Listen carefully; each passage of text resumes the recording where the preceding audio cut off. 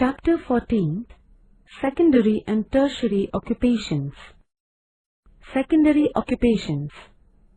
We get different types of raw material from primary occupations. However, most of it cannot be used directly. We need to process the raw material and make the necessary changes. The occupations that process raw materials and produce new materials are called secondary occupations. For example, textile, iron and steel, or sugar-producing industries. Machines are used in these occupations on a large scale in order to obtain maximum production in less time. As a result, mass production becomes possible. It provides employment to people and it helps in economic development of the country. Factors that influence the location of industries.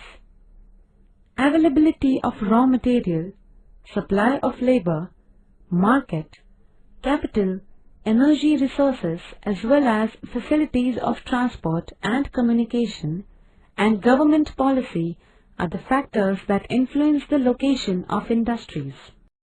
Iron and steel industry. Iron and steel are required for the production of machinery for various industries, means of transport, defense equipment, etc. Hence, iron and steel industry has unparalleled importance in industrialization. For iron steel industry, iron ore, coal, lime and manganese are required. These minerals are heavy and hence their transportation is expensive. Therefore, this industry is found in the areas producing coal or iron ore. The Chota Nagpur Plateau has large-scale reservoirs of iron ore and coal.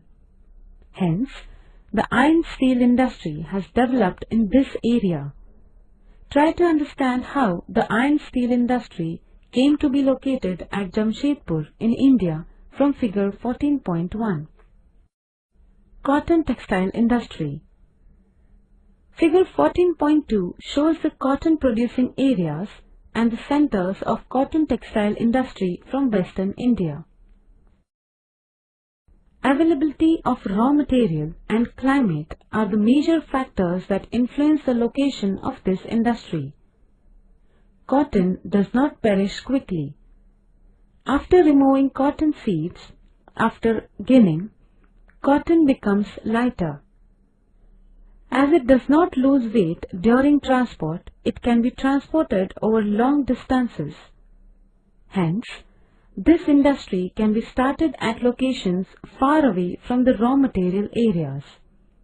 In humid climate, long thread can be obtained from cotton. Moreover, the frequency of breaking of thread is also low. Hence, this industry was initially developed at Mumbai, which has a humid climate. Engineering industry. This includes the industrial units producing machinery or spare parts required by other industries. The steel produced in iron steel industry forms the raw materials for these industries. It is used for producing various machines. Therefore, engineering industries are generally located in the areas where metal industries providing raw materials are present.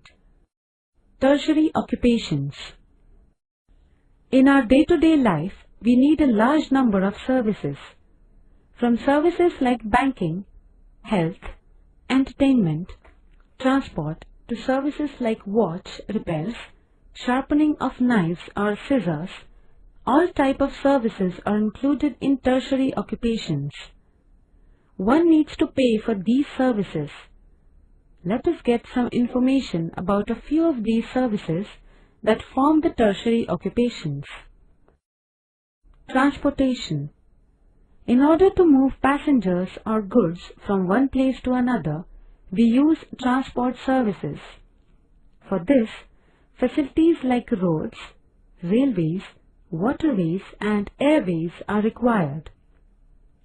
Due to this service, different things can be reached in time at the place where they are required. fast-moving means of transport help save time. During disasters, transport services assume immense importance. Tourism. Our day-to-day hectic life leads to different types of stresses. Hence, we need some kind of respite. In order to refresh ourselves, we visit historical, cultural places or places of natural beauty.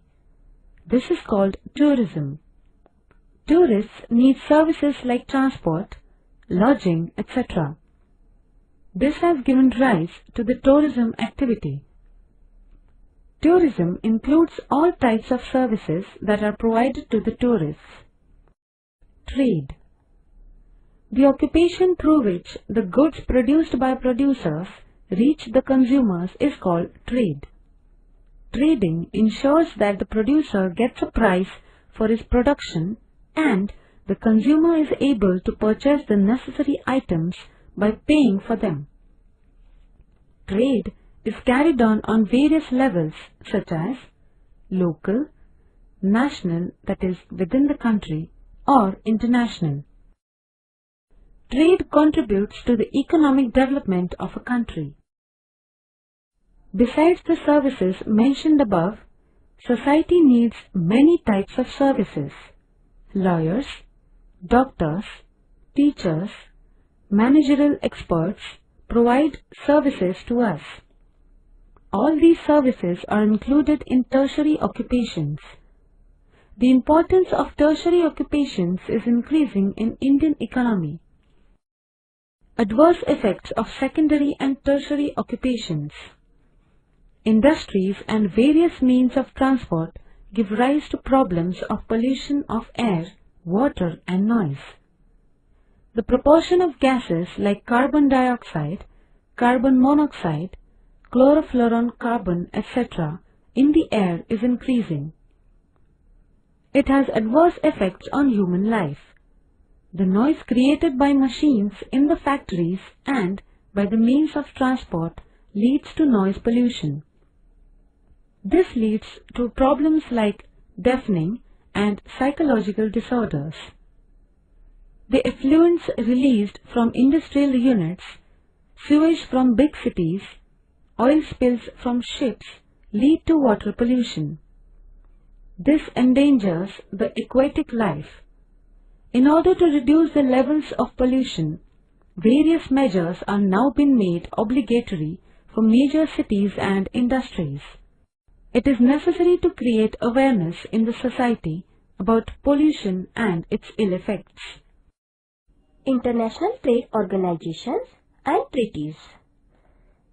In the 28th century, in order to achieve development, various nations revised their trade policies after getting independence. While doing so, many countries impose restrictions on import. This leads to certain adverse effects on international trade. To overcome them, political leaders, economists and industrialists come together and advocated liberal trade policies. This led to establishment of institutes like the World Bank and the International Monetary Fund. This progress in science and technology, trade-related deliberations under GATT and measures taken for free trade led to the globalization of trade. The nature of international trade has started changing since the last decade of 20th century. GATT, General Agreement on Tariff and Trade. This global organization was established in 1948. Many nations were members of this organization.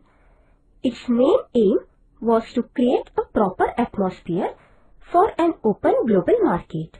With reference to this, the organization held 8 rounds of discussion. The World Trade Organization WTO came into existence in 1986 through the discussion in GATT. It became functional in 1995. It is a permanent and legal global organization. India is a founder member of this organization. The scope of this organization is comparatively wider than that of GATT. SAARC, that is, South Asian Association for Regional Cooperation. SAARC is a regional organization at international level. It was established by the countries from South Asia like India, Pakistan, Nepal, Bhutan, Bangladesh, Sri Lanka and Maldives for regional cooperation. Bilateral issues are not discussed on the platform of this organization. All the nations of this organization are facing similar economic issues. This organization has proved very useful in solving these issues and creating a strong representation of the member nations at a global level. India had taken the lead in establishing the organization. Recently, Afghanistan has been included in this organization. Globalization. Globalization of trade is a process. To put in simple words, globalization means making a local or regional level article or item available at the global level. Nowadays, the word globalization is generally used to indicate economic globalization. Through the process of globalization, international trade is becoming wider and more open. Different nations have started bringing their economies in tune with the economies of other nations. This has led to an increase in the trade. Foreign direct investments, flow of capital, migration of people and spread of technology.